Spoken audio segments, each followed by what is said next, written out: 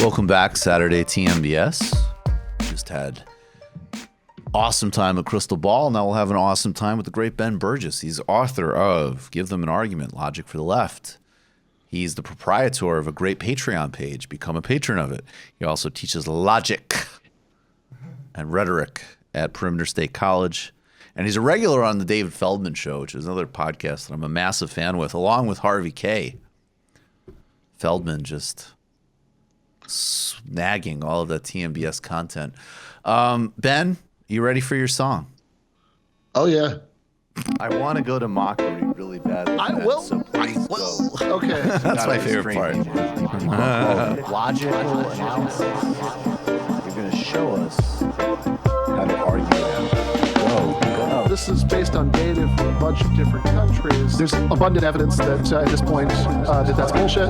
Breaking down these right-wing arguments and looking at how they're supposed to fit together. Okay, break it down. Break it down. Break it down. At one point, Lula looked at me and he said, "This is based on data." I'm just kidding. That didn't happen. My God, that would be so amazing. That would be amazing. Ben Burgis, how are you, my friend? I am excellent. What are we debunking today, buddy? All right. Well, today we're going to look at that other Ben, who I have an article about the next day or two, I think, at Jacobin, called Ben Shapiro, Keyboard Drone Pilot. Oh, nice. Nice. And here, this is one we've been talking about doing for a little bit, and other things have come up, but a couple weeks ago, of course, the United States assassinated Qasem Soleimani, and the United States and Iran seemed to be on the brink of war for a couple days. And Ben Shapiro had some typically insightful and level-headed things to say about this. And also a fun, I guess we'll get to it later, but one of our good friends also took him for a spin and beat the crap out of him. But I guess we'll get to that later. Well, actually, we should start there because. Okay, so this is our friend. The first we'll start with Emma Vigeland. Yeah. Yeah, absolutely. All right, let me read her tweet that got this all started. And this, of course, is a very smart point by Emma, as is usually her points.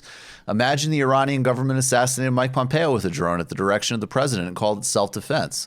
That's exactly what the U.S. did by killing Soleimani, an act of war. The only difference is Iran's self-defense claims would be more legitimate. That's objectively true. Then that we go... Yeah, obviously true, yes. Obviously true. It's not even remotely controversial. And then...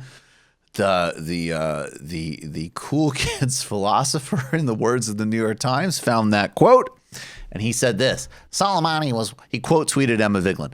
Soleimani was one of the leading terrorists on the planet, was responsible for the deaths of hundreds of Americans, was planning further attacks on Americans, and was on foreign soil doing so. Spot on comparison there, Sparky. Okay, and then should I just read all of these before you? Let's just go through the whole Okay, bunch. and then Emma responded, "Your nativism is amusing. Trump, Obama, and Bush all committed war crimes. Should they be assassinated on the spot? Question mark. Right? Are you aware of?" And the only thing I would add to Emma is that one of those answers for little Benny might be in doubt, but we'll get back to that at another time. Are you aware of how many deaths Trump and Pompeo are directly responsible for? Civilian deaths, or do you not care because they're Arabs who, quote, live in open sewage with the deep cut? I will interject there to say that that's a quote from a classic Ben Shapiro tweet where he said, if I remember from memory, the difference between Israelis and Palestinians, or I think he just said Arabs, is that Israelis like to build things and Arabs like to live in open sewage. # settlements rock. Yup. And of course, that's on Ben Shapiro's long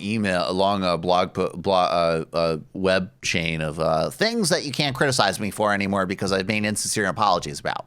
Which really, I've got to say, by the way, you were just talking about how like Joy Reid is playing this ridiculous game and about like pretending that time-traveling computer hackers put homophobic things on her blog. Russians. Russians, Ben. Russians. Yes, of course. Yes. But of course, I mean, stupid people would, right? But like, none of us would say that if she just like came clean about that, like, and she just sort of sincerely said, "Hey, here's what I've learned in the ensuing, whatever decades." Of course. That, none of us would hold it against her. Say, of course, this is absolutely, we all believe in moral progress. We wouldn't be able to consistently oppose mass incarceration if we didn't. Right. But this is like Ben Shapiro's big list of all the things that I've said take backsies about, which is what that basically is. That's the line in my book, actually. This is my take backsies list. Exactly. Yes. It's such a ridiculous parody of the idea of moral progress that, like, he's still essentially saying things that amount to the same thing.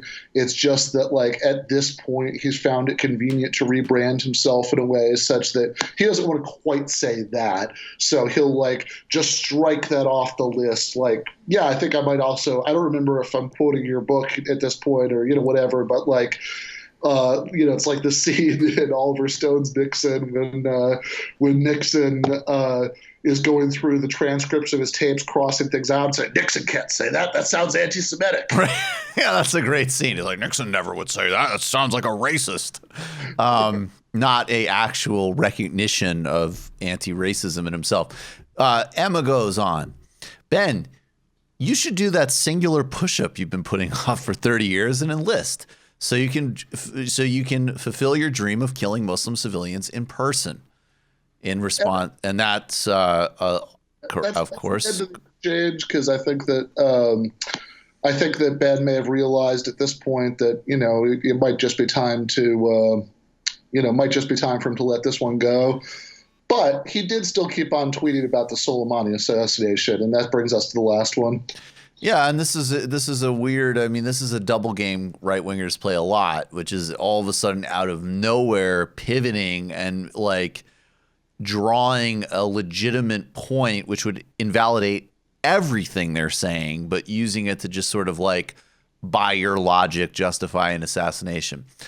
So from like the sort of big dick swinging or little dick swinging of the beginning tweets. Now Ben Shapiro is going to be much more sort of judicious. Barack Obama routinely droned terrorists abroad, including American citizens who presented far less of a threat to Americans and American interests than Soleimani. So spare me the hysterics about quote-unquote assassination. Now, of course, I don't want to speak on Emma's behalf, but Emma's, I've had many conversations with Emma, and Emma's extremely well informed on foreign policy issues, particularly in the Middle East. I would imagine that Emma would have objections to President Obama's use of drones more broadly as well. In fact, I know she does. And we don't have to speculate because earlier in this conversation that he came off so well in, she said Obama committed war crimes. Right. So this seems pretty,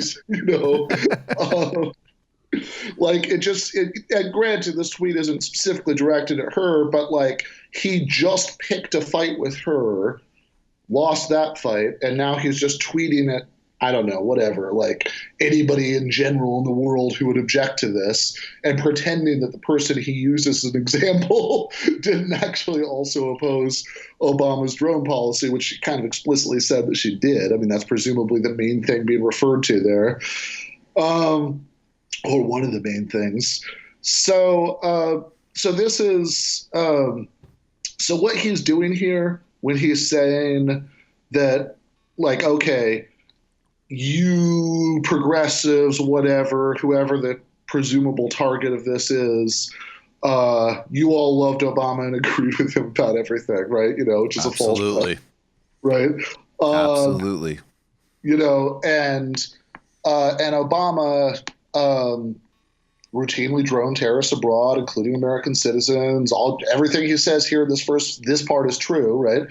But then he goes from that to spare me the hysterics about assassination. What he's doing here is actually kind of important to kind of take a beat to say what it is, because this is a really common right-wing argumentative tactic, and it's an example of what's sometimes called the tu-quoque fallacy, or the appeal to hypocrisy, which is a version of ad hominem, where you're saying, like, basically, hey, you're a hypocrite, therefore you're wrong about this, right? Like, there's an inconsistency between this other thing that you're okay with and this which you're against, therefore you're wrong about this. And it's kind of important to see why that doesn't follow, because, okay, granted, even though the person he picked out to be his example to try to, to try to like make a point about horrible anti-American leftists, clearly does not fall into this. It is also true that that there are people who are liberals, who are much less savvy about geopolitics than Emma Vigeland is, who didn't have a problem with Obama's drone policy but do object to this. Now, two things about that. One, that's not necessarily inconsistent, actually, because, I mean, obviously, I was very much opposed to the drone policy. You were, everybody, who's associated with this is. But in fact, if you're just looking at possible positions somebody could have, the reasons to oppose the Soleimani assassination go way beyond the reasons to oppose any drone assassination. All the reasons to oppose any drone assassination apply to this, but most drone assassinations didn't risk the sort of escalation of conflict that would have claimed as many lives as this could have if this had gone the way that it seemed like it was going to for a day or two. So there is a consistent position there. But more importantly, even if you say, oh yeah, all right, anybody who's against this, who didn't have a problem with Obama's drone policy, is being a hypocrite. They're inconsistent. Okay, well, just the fact that you're being inconsistent, and this is something I think in my book, this was one of the like 12 rules for reasoning at the end, right? The fact that you're being inconsistent, that doesn't tell you, that just shows that you're wrong about something. Right. It doesn't tell you what part you're wrong about. So this, so instead of, so spare me about the hysterics about assassination, how about, yeah, actually come to think of it, right? Doesn't this, wasn't that drone program pretty bad? Didn't, in fact, all the people like Glenn Greenwald, et cetera, who were screaming bloody murder about the drone program at the time have a point? Because one of the things they always said was, even if you trust Obama with this kind of power, the next person who's in office might be some crazy Republican you wouldn't trust. Right. There it is. And of course, some great, excellent Emma Vigeland material that we wanted to recognize, both on the merits and also on the dunking. Ben Burgis, as always, absolute pleasure. Thank you, brother. Check it out. Give them an argument, Logic for the Left, and Ben Burgis's Patreon page. Thanks, man. All right. Thank you. Take care. Bye. You just watched a Michael Brooks show video. Subscribe to get them all. Why wouldn't you? Don't be foolish. Click subscribe below and become a patron as well. Patreon.com/TMBS. Thanks, everybody.